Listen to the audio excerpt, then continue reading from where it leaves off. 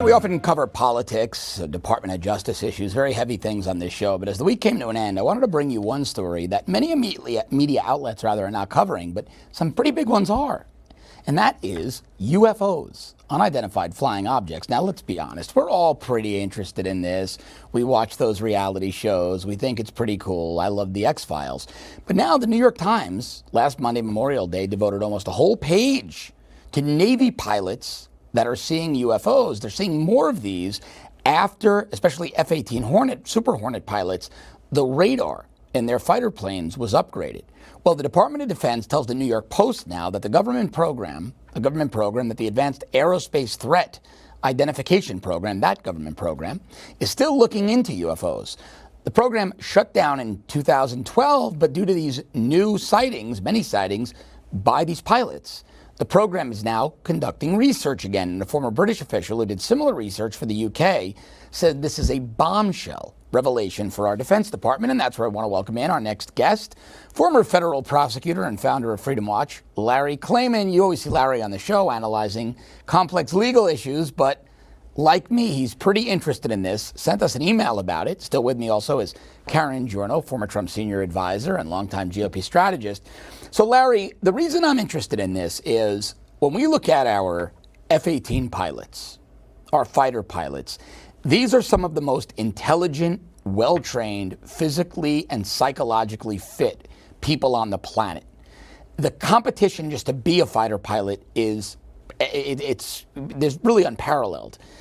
Maybe you compare it to Navy SEALs or Green Berets. Very high failure rate. One misstep could end your career. So when these men and women are saying, we're seeing these things on our radar, we have thousands of hours in the cockpit, we know what we're talking about, we want you to investigate this, the government had to start listening, right?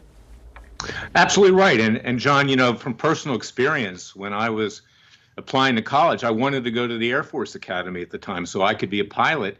And I couldn't do that because I wore glasses. I mean, they have excellent eyesight. Yeah. Plus, these sightings are recorded, you know, by the radar on these planes. And this is not a new issue. This has been around for a very long time. The government has kept it secret. Nearly every other government in the world admits that UFOs do exist, Great Britain, Russia, etc. And I might add, about 8 years ago, and I'll show you what I filed. This is it. Just fun. I filed a Freedom of Information Act request with the Defense Intelligence Agency. I forgot I even filed it. About 3 weeks ago, I get a response from them. Sorry it took us this long. And most of the documents they provided, only about 3 inches. And you know, there's a lot more than that. Yeah. We're in Russian. Okay. Now, the Russians believe that there are UFOs. And what's to say that they're not? And what's to say it's not even, you know, from some other planet or solar system? I mean, it would be inconceivable that there's not life elsewhere. Well, you know, I think it's interesting that the pilots have come forward because the military is still a pretty critical place when it comes to career path. You know this, Karen. You've worked with many. You worked in 4 White Houses. You've worked with many. And at the American Museum of Natural History. And you worked at the American Museum of Natural History. Center for Earth and Space. For about 11 years in Air and Space Museum.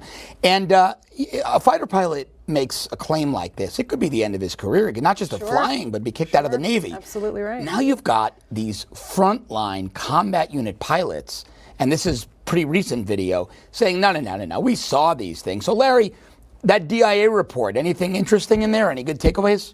Well, the Russians confirm, because I have a friend, a very famous Hollywood screenwriter whose girlfriend, Masha, happens to be Russian. She translated it. The Russians say that there are UFOs. They've, you know, found them over Moscow.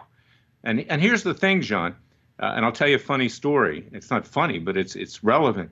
I'm walking out of the prison in Pahrump, Nevada.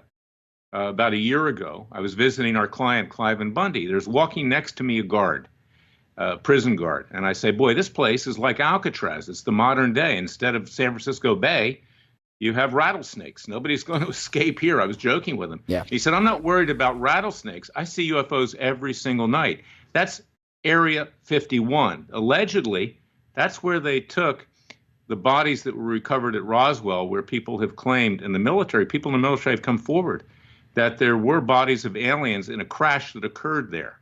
And if that's the case, maybe that's their interest in. You know, I drove out to that town. It's I forget the name of the town in Nevada, but there was a place there called the Little Alien. and there's a little bar and restaurant. Have you been there? With it, yes. Yeah, and you have a little gift shop and whatnot, and you can drive up to the gate of Area 51. It's interesting. But I was talking to some of the town's like 40 people, but people that were coming in and out of that little gift shop, that little bar, every one of them did in fact say, they said, look, you could call us crazy. Maybe it's military, maybe it's advanced technology, but we see things up in the sky at night here every night that we can't identify. Pretty interesting. So what do you think it is, Larry? Last 30 seconds to you. No, I frankly think, because there are too many sightings over the last several decades, I do believe that there are entities here from, other worlds. I do believe that. Call me crazy, whatever you want to call me, but why not? And it needs to be investigated. I don't believe these people, or whatever they are, wish us any harm, or it would have happened by now. But the government has been hiding it, and many governments in the world have admitted that they exist, including Great Britain. It's really interesting. Larry Klayman, thanks very, very much, Larry. Always good to see you. It's interesting. It truly is. Yeah. I mean, one day, hopefully, we find out.